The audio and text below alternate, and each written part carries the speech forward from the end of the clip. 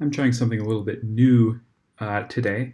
I'm doing a different audio setup. I'm recording the audio on my laptop instead of through the remarkably bad microphone in my headphones that you're so used to listening to pop and crackle through all of the recordings. So hopefully you can already tell that the quality is just a little bit better. Okay, we're going to go through the MA265 Spring 2018 final, doing all of the midterm 2 material, which is actually remarkably, can't say remarkably, said it 2 sentences ago, which is very spaced out through this exam. So starting right off with question 1, suppose a 3 by 3 matrix A has a determinant of 5. What is the determinant of B? Let's see what they've done to B. They have multiplied 3 columns by a factor of 2. We know that doing that is going to multiply our determinant, which was originally 5 by 2 to the power of the number of rows that we have multiplied, which is 3. 2 to the third is 8. So right now we're sitting at a determinant of 40. Then additionally, looking through, A is in the correct position. B and C, those 2 columns have been flipped. So we're going to need to switch their positions again, and switching the position of a row or a column will multiply our determinant by -1. And once we do that, we will have successfully gone from matrix A to matrix B, and our determinant has followed along with us. We have a determinant of -40. 1 is E. 3. Let A equal this matrix right here, and suppose that A is equal to some matrix S plus some other matrix K, where S is symmetric and K is skew symmetric, meaning that K transpose is -K. We're supposed to find K. So really, what we're doing here is setting up a system of linear equations here. And the important thing to see off the bat, if you do, is that there is no way let's just draw out an example matrix with entries A, B, C, D. If A is skew symmetric, what this is going to imply is that B is equal to -C and that A is equal to D. And additionally, A and D, no, sorry, A is not equal to D. A and D are equal to 0, because there's no way to transpose a matrix and have its main diagonal elements, which don't move or change in any way, be equal to negative themselves after that transposition, unless they're both equal to 0. Then that works. So what we're going to be able to say here is that this position 6 is equal to, let's see, K21 plus S21. And then additionally, that this position here, 2, is equal to -K21 plus S21, and that's a -2. And so we can see here that the only thing that has changed here is our value, the value of K that we're using here. And so we see that 2K21 is equal to 8, or K21 is equal to 4. And actually, we could solve for S from here, but we do not need to. Additionally, we can go through and solve for these other positions. So this 2 is equal to K31 plus S31, and this -8 is equal to -K31 plus S31. We have a difference of 10 here, so K31 is equal to 5. And finally, for our last 2 positions that we need to solve for, because remember, just to reiterate, we already know that the main diagonal of K, our skew symmetric matrix, must be zeros, must be all zeros. So we can in fact cross out 2 options here. And really, we already have our answer. We found a 4 and a 5. So we know our answer is B, but let's just make sure by looking at these last two. Just taking the pattern that we've seen and extrapolating it out, we know that the value of k in this position is going to be half of the difference between these two values. Our difference is 2, and so we would expect a pair of 1 and -1. So that is to be expected. So 3, our answer is B. Okay, 7, we have a determinant of a diagonalized matrix A. The cool thing about this is that really what we're doing here is a change of basis. We are doing the opposite of a transformation here, and then we are doing that transformation again in the reverse direction on the other side. So in the end, all we have to do is care about the determinant of what happens in the middle, because on either end we're effectively doing nothing to change our determinant.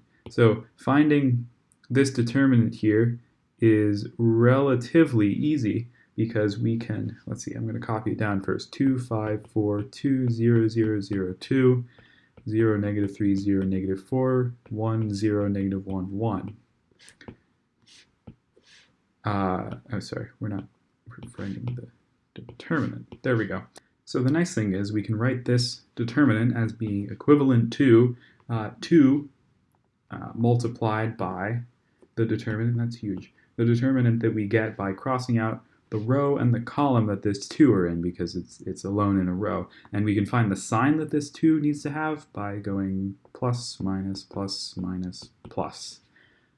And so it will have a plus sign there, and we are left with the matrix 2, 5, 4, 0, -3, 0, 1, 0, -1.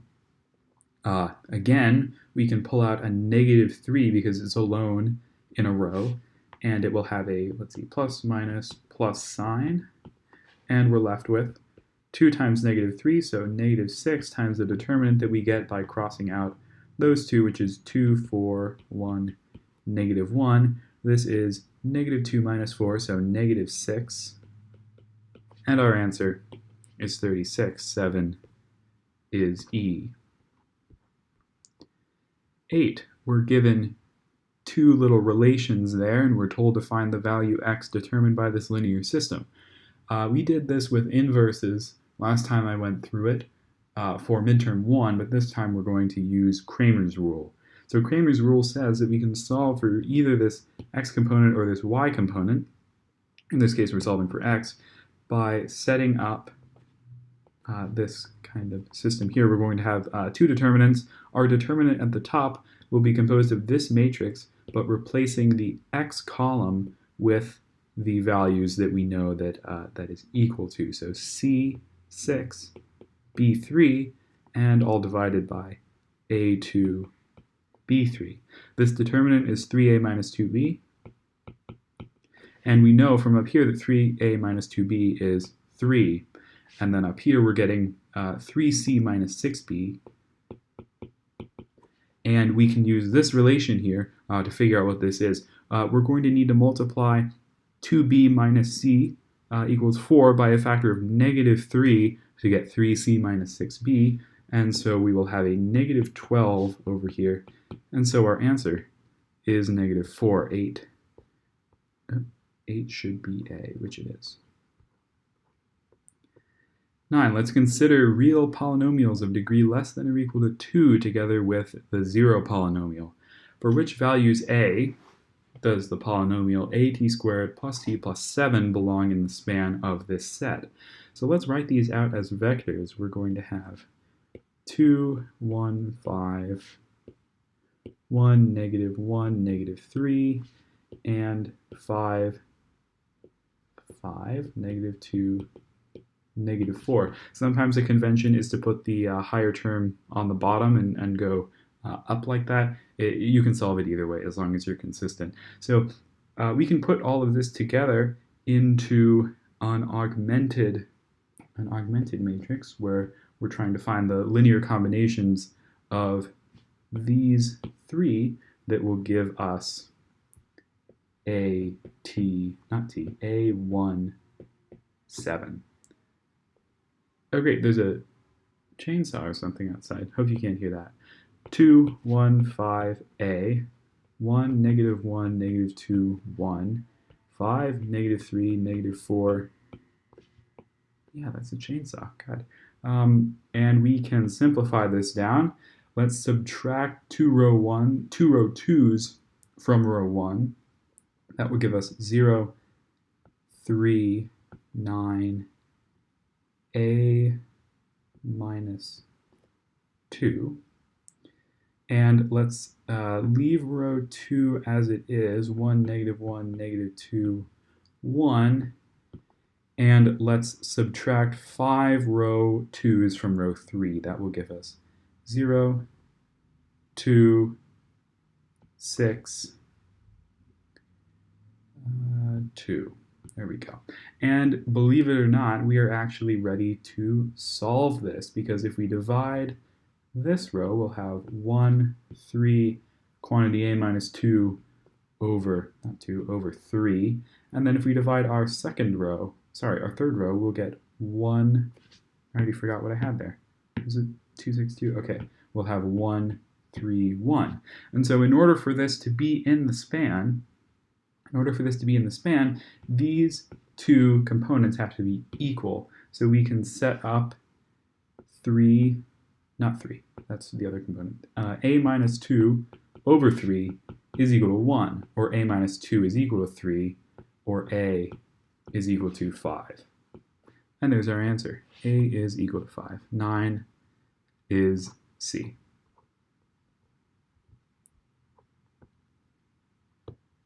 Let P3 be the real vector space of polynomials of degree less than or equal to 3 together with the 0 polynomial.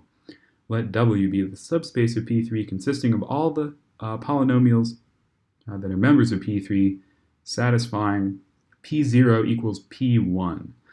And we're looking for the dimension of W. So a little bit of a roundabout way to do this, we're going to say that P of T in a general case is A0 plus A1T plus A2T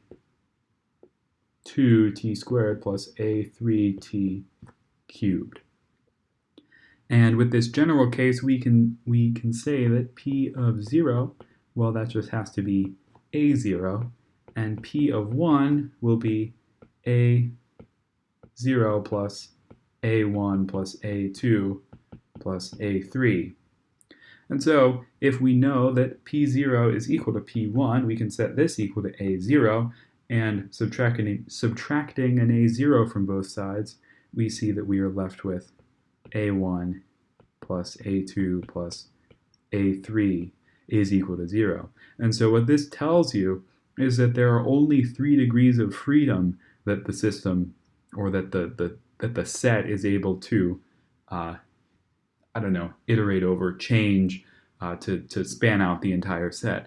That A0, since it must always be equal in both P0 and P1, isn't one of the kind of free variables that we can change and move around with. So our dimension is 3. 11 is D. Blah, blah, blah, skipping all these guys. 16. Let R3 be the real vector space of all n by 1 real vectors, and let M22 be the real vector space of all 2 by 2 real matrices. We're transforming from R3 to M22, and it's a linear transformation, and it satisfies these properties here. We're trying to find the output of this vector here, and all we have to do is set up the augmented matrix with these 3 input vectors and see what linear combination of those 3 input vectors will give us this output. Not this output, this specific input. So 1, 0, 0, 0, 1, 1, 1, 1, 0, and we're solving that for 0, 1, 2. let's see what we can do here. Let's subtract row 3 from row 2. 0, -1. And let's subtract row 2 from row 1. 0, 1. So we see that we are going to require one of these guys, nope, I read that incorrectly, 2 of these guys, and -1 of these guys in order to form this output. And since we know that t of x1 plus t of x2 is the same thing as t of x1 plus x2, all we need to do is add up 1 times 2, 1, 3, 0 plus 2 times that identity matrix, so 2, 2, 0, 0, plus -1 times that final matrix here, so 1, -1, 0, 0. This will give us equals 5, 1, 2, 2. 5, 1, 2, 2. And B should be our answer for question 16, and it is. 17, let A be an n by n matrix. Which of the following statements is or are always true? If A is diagonalizable, then A must have n distinct eigenvalues. Well, that is not true. If A is diagonalizable, it has n distinct eigenvectors. You can have fewer eigenvalues than eigenvectors as long as some of the associated, eigenspaces of each eigenvectors add up to the same dimension as n. So you could have some eigenvalue which creates 2 free variables in your matrix, and that would lead you to have 2 independent vectors associated with that one eigenvalue. So your eigenspace would have a dimension of 2, and that can make up for a missing eigenvalue in some other place, because in the end we're looking for enough eigenvectors to span R to the n. And so this is false. This should be values. I constantly mess that up. I meant vectors. 2. If A is a matrix with all real entries, then the eigenvalues of A must be real. Well, that is completely false. We've seen a lot of matrices. I'm just going to use a 2 by 2 example. 0, 0, -3, well, actually, -4, 1. Let's solve for this guy's eigenvalues. We are going to have lambda squared plus 4 is equal to 0, or lambda is plus or minus 2i.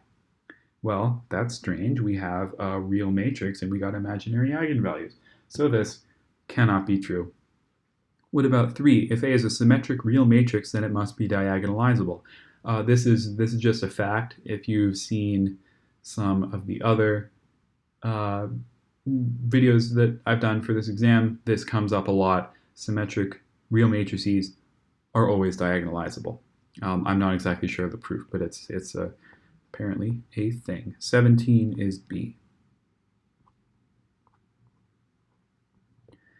18. Let A be a 2 by 2 matrix. Suppose A has eigenvalues I and -I with corresponding eigenvectors listed there. We're looking for A to the 16th. So we're going to use the fact that A to the K is equal to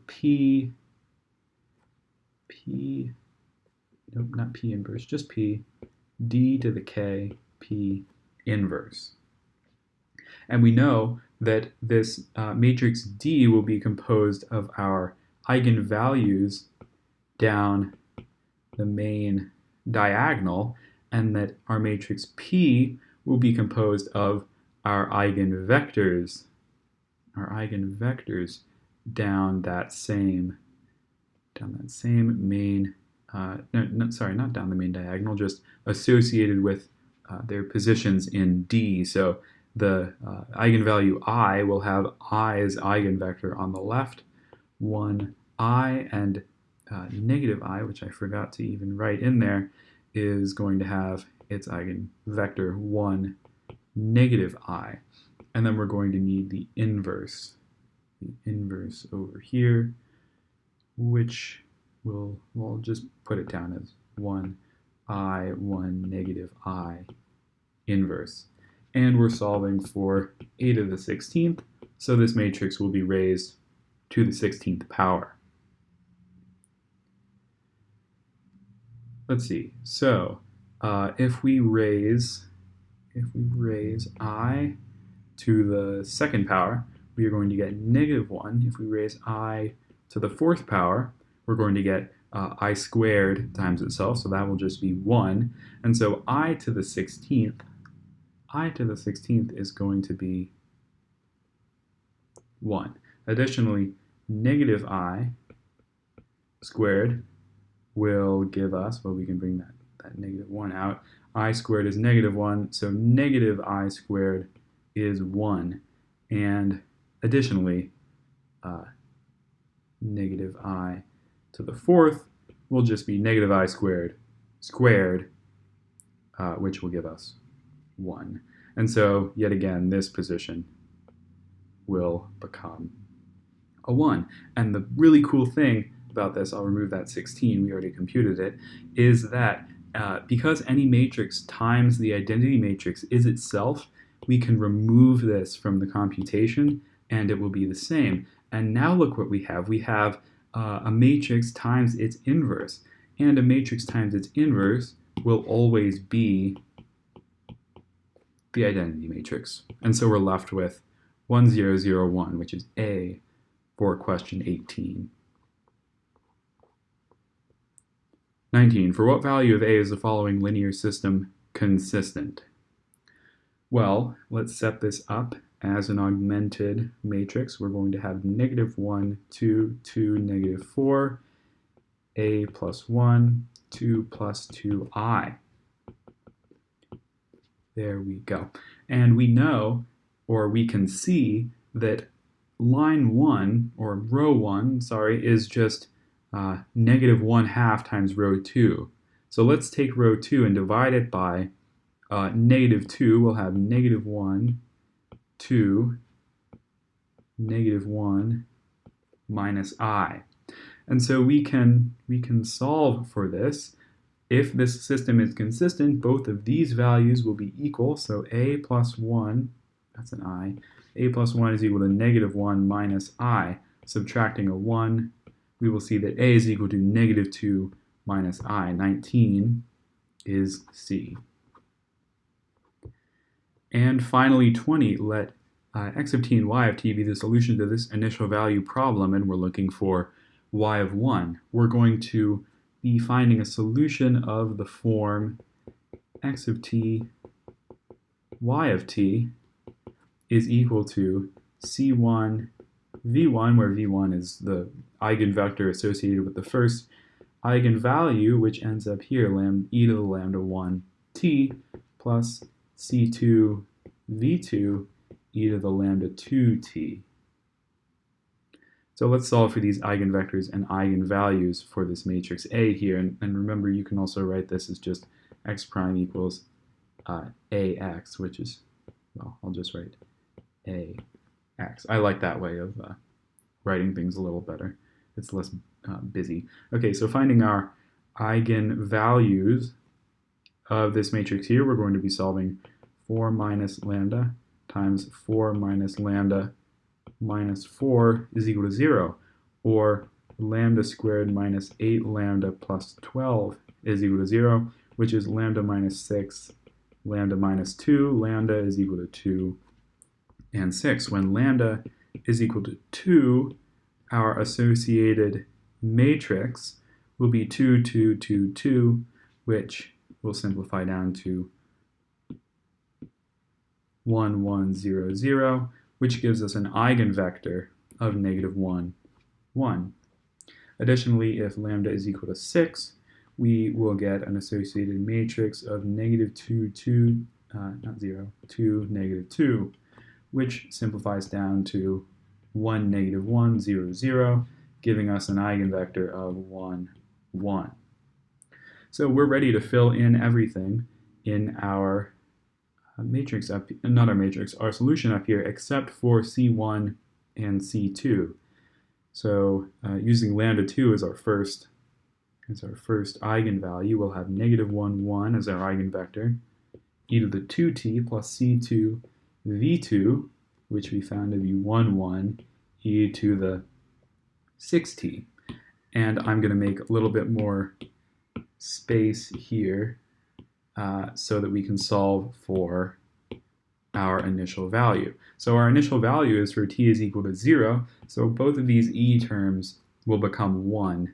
And x of t, when t is equal to 0, is 3, and y of t will be negative 3. So we can set this up as a matrix, negative 1, 1, 1, 1, 3, negative 3.